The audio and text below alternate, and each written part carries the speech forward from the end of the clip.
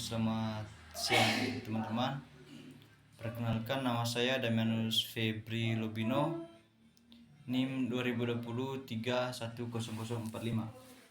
Di sini saya mau menjelaskan terkait materi penganggaran modal, yang dimana bahwa melukiskan tindakan perencanaan dan pembelanjaan pengeluaran modal, seperti untuk membelikan equipment baru untuk memperkenalkan produk baru dan untuk memodernisasi fasilitas pabrik.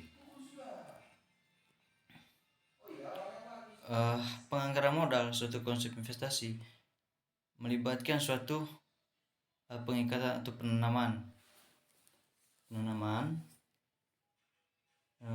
dana di masa sekarang dengan harapan memperoleh keuntungan yang dikehendaki di masa mendatang. Atau investasi membutuhkan dana yang relatif besar dan kriteria dana tersebut dalam jangka waktu yang relatif panjang serta mengandung risiko. Jenis investasi yang pertama, investasi yang menghasilkan laba.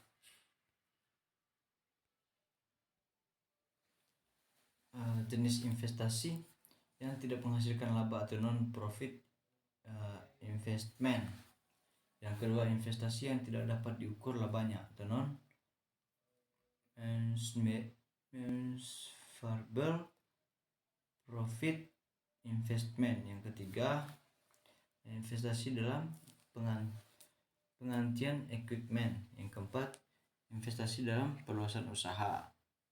Nah, yang pertama tadi itu investasi yang tidak menghasilkan laba, itu adanya peraturan pemerintah atau syarat kontrak yang telah disetujui, contohnya pemasangan investasi pembersih air limbah. Yang kedua, investasi yang tidak dapat diukur labanya. Nah, itu investasi untuk menaikkan laba, tetapi yang diharapkan akan diperoleh perusahaan dengan adanya investasi ini sulit untuk dihitungkan secara teliti.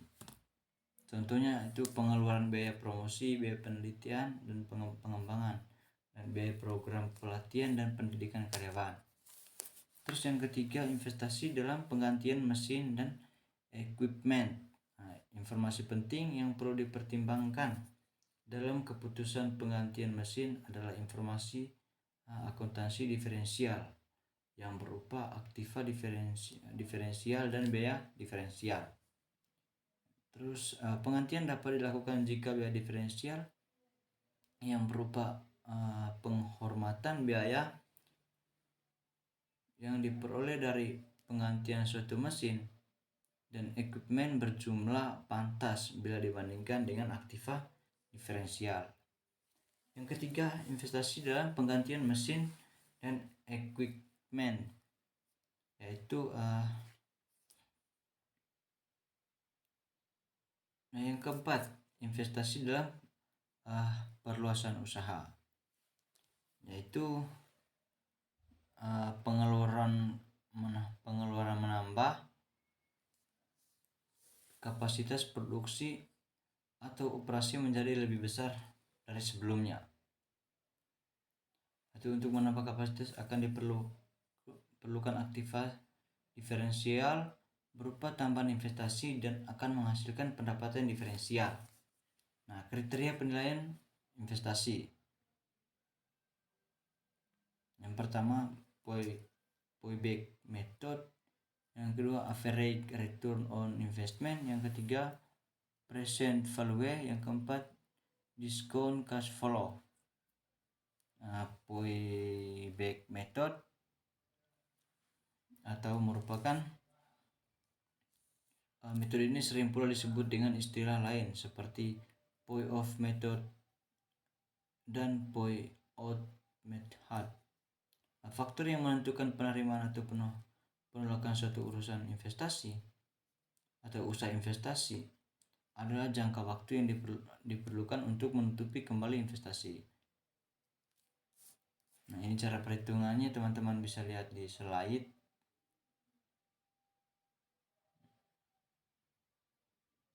Kebaikan payback method digunakan untuk mengetahui jangka waktu yang diperlukan untuk dikembalikan investasi dengan risiko yang besar dan sulit, dan dapat digunakan untuk menilai dua proyek investasi yang mempunyai rate of return dan risiko yang sama, sehingga dapat dipilih investasi yang jangka waktu pengembaliannya cepat. Nah, cukup sederhana untuk memilih usul-usul investasi. Kelemahan payback method yaitu tidak memperhitungkan nilai waktu uang. Metode ini tidak memperhatikan pendapatan selanjutnya setelah investasi pokok kembali.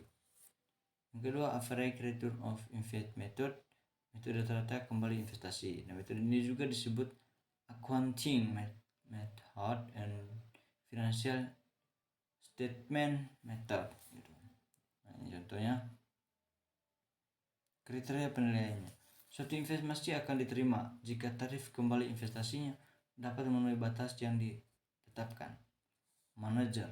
Nah, jika pengambilan keputusan belum memiliki batas tarif, nah, kembalian investasi, maka dari beberapa investasi yang diusulkan dipilih adalah yang memberikan tingkat kembalian yang besar.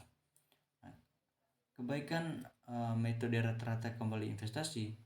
Metode ini telah memperhitungkan aliran kas selama umur proyek investasi. Nah, kelemahan metode rata-rata kembali investasi tidak memperhitungkan nilai waktu uang diperoleh oleh pengguna metode depresiasi. Metode tidak dapat diterapkan jika investasi dilakukan dalam beberapa tahap. Nah, ini contohnya. Present value method. Dalam keputusan penggantian aktiva tetap yang didasarkan pada pertimbangan penghematan biaya, informasi akuntansi manajemen yang dipertimbangkan adalah biaya diferensial tunai, yang merupakan penghematan biaya operasi tunai di masa yang akan datang sebagai akibat dari penggantian aktiva tetap tersebut. Penghematan biaya tunai yang diperoleh biaya diferensial tunai dengan adanya penggantian aktiva tetap tersebut dikurangi atau ditambah dengan dampak pajak penghasilan akibat biaya diferensial selama umur ekonomis aktiva tetap kemudian dinilai tunaikan dengan tarif kembalian tersebut. Nah, kriteria penilaian dalam present value method ini, apabila jumlah nilai tunai tersebut lebih besar dari aktiva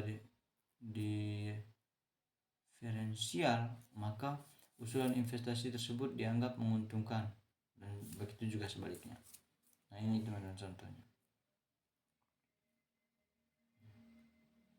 Mungkin itu saja yang perlu saya jelaskan, kurang lebihnya mohon maaf. Terima kasih.